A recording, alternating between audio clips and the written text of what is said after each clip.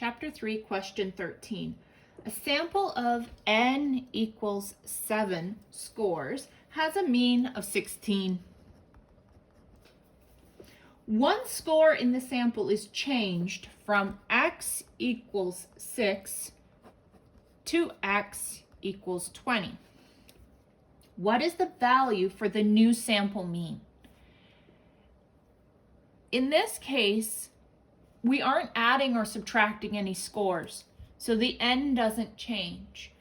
But we are changing one of the scores, which means the sum of x will change.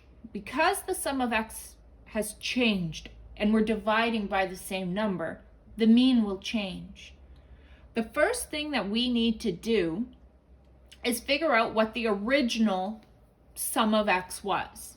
So old sum of x, and the sum of x equals n times the mean, because the mean formula, the formula for the mean is the sum of x divided by n. So if we rearrange this to solve for the sum of x, this is what we get.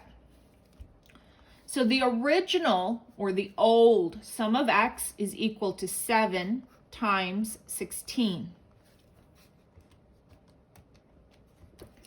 which is 112.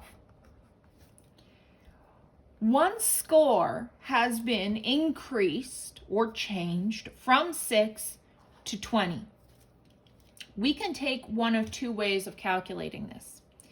We can either take, what we need to do is calculate the new sum of x. In order to do that, we can either subtract this score and add this score. What that would mean is 112 minus 6 plus 20.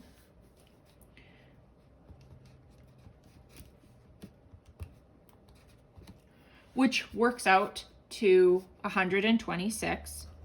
Or what we could do is we could take 112 plus, and we take this net difference of 20, subtract 6, so 112 plus 14, we get the same answer, 126.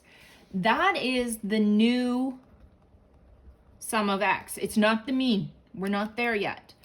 Now what we need to do is plug this value into this formula.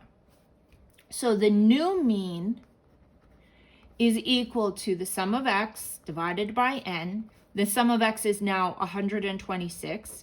The n hasn't changed because we're only changing a value. We're not adding or removing a score. So we have 126 and we divide it by 7, and what we get is 18.